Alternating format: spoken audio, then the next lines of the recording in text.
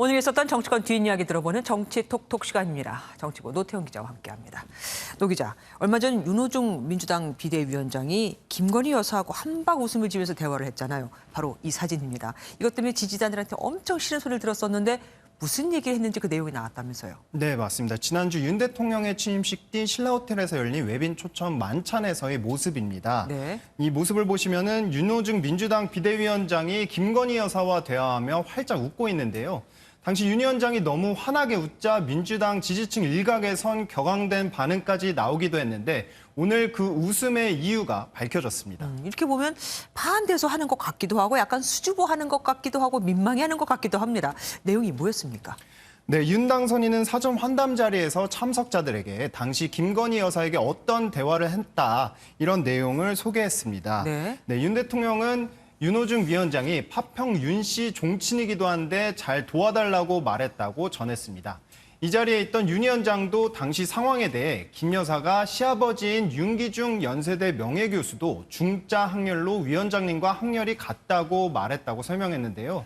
윤 대통령과 윤 위원장은 39촌 사이라고 전해졌는데 취임식 당시 상황에 대해 설명이 이어지면서 환담장 분위기는 밝아졌다고 합니다. 잠깐만요. 제가 잘못 들은 거 아니죠? 39촌이요? 야, 계산도 힘들었을 듯합니다. 어쨌든 오늘 시정연설에서 민주당 의원들이 이렇게 기립하고 박수도 함께 쳤었습니다. 예전하고 좀 많이 달라요. 네, 좀 다른 모습이었죠. 문재인 전 대통령과 비교를 해보면요. 문재인 전 대통령 취임 34일째인 지난 2017년 6월 12일 국회에서 첫 시정연설을 했습니다. 네. 일자리 등을 위한 추경 예산 편성에 협력과 협치를 당부했는데요. 함께 들어보시죠. 국회와 정부가 협력하고 야당과 여당이 협력하는 정치를 한다면 국민들께도 큰 위안이 될 것입니다. 네, 그런데 당시 야당이었던 국민의힘의 전신 자유한국당 의원들의 반응은 싸늘했습니다. 자리에는 인사 실패를 사과하라는 내용의 피켓을 붙이며 항의 시위를 벌였고 박수 없이 침묵을 지키기도 했습니다. 야, 정말 그때나 지금이나 놀랄 만큼 똑같습니다. 인사 문제로 사과하라. 단어까지 똑같네요. 그리고 이틀 뒤면은 5월 18일 5.18 42주년 되지 않습니까? 여기에 국민의힘 의원들이 대서 참석을 하고 윤 대통령도 임을 위한 행진곡 그걸 제창한다고요? 네, 맞습니다. 윤 대통령 이틀 뒤 열리는 5.18 광주 민주화운동 기념식에 참석합니다. 네. 그러면서 대통령실 수석이나 장관들 그리고 국민의힘 의원들도 별다른 일정이 없으면 모두 같이 가자 이렇게 했는데요. 서울역에서 KTX 열차를 함께 타고 간다고 합니다. 그런데 이번 기념식에는 윤 대통령을 비롯해 국민의힘 의원들이 광주 민주화운동의 상징곡인 임을 위한 행진곡을 함께 부르는 모습을 볼 수 있을 것 같습니다.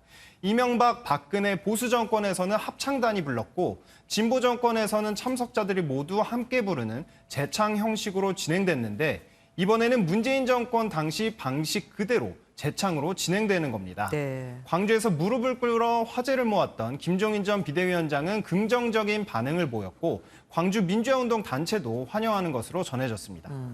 대선 때 그렇게 공을 들였는데 안 가는 게 더 이상한 것 같습니다. 민주당 오늘 의원총회를 열어서 박완주 의원 제명안을 결의했다고요? 네, 맞습니다. 민주당 오늘 윤 대통령의 시정연설 직후 의원총회를 열어 성비위 의혹을 받는 박완주 의원을 제명하기로 결정했습니다. 민주당은 제명 안건을 표결에 붙이지 않고 만장일치로 의결했습니다.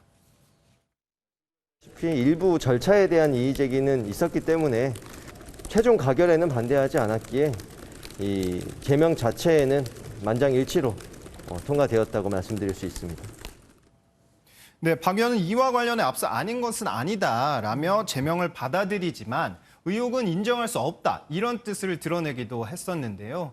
피해자는 성폭력 피해는 물론 자신을 강제 의원 면직 시도했다면서 박 의원을 직권남용 혐의 등으로 오늘 고소했습니다. 그런데 이런 성비위는 비단 민주당뿐만의 일이 아닙니다. 오늘 또 나온 얘기인데요.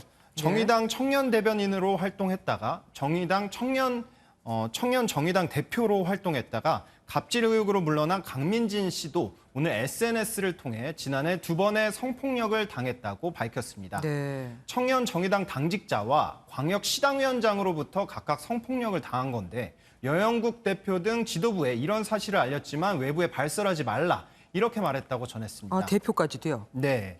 특히 두 번째 가해자는 이번 지방선거 후보자로 출마했다고 말해 파장은 더 확산할 것으로 보입니다. 아, 이거 진보 진영에서 웬일입니까? 큰일입니다.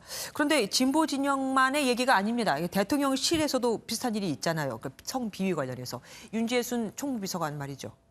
네, 윤 비서관에 대해 발간한 시집은 물론 검찰 재직 시절 음담패설과 욕설을 상습적으로 했다. 이런 의혹도 나왔습니다. 네네. 야당은 물론 여당에서도 당연히 지적이 나왔습니다. 박지원 민주당 비대위원장은 윤 비서관의 해임을 거론하며 문학이라 할 수 없는 정말 끔찍한 인식이라고 지적했고, 이준석 국민의힘 대표는 20여 년간 바뀐 현재 기준으로 봤을 때 일반적인 국민의 시각과 큰 차이가 있다. 충분히 사과하고 업무에 임해야 한다. 이렇게 말했습니다. 네. 대통령실 측에서도 윤 비서관이 해임할 수준까지는 아니라는 입장이라서 경질 가능성은 일단 크지 않을 것으로 보입니다. 어쨌든 아무리 시적 표현이라고 해도 성추행을 짓궂은 사내 아이들의 자유라고 하거나 전동차를 성추행 자유가 보장된 곳이라고 하는 건 그곳에서 그런 비슷한 일을 하겠던 여성분들이나 다른 분들에게 있어서 굉장히 불쾌할 것 같기는 합니다. 알겠습니다. 잘 들었습니다. 지금까지 정치부 노태영 기자와 함께했습니다.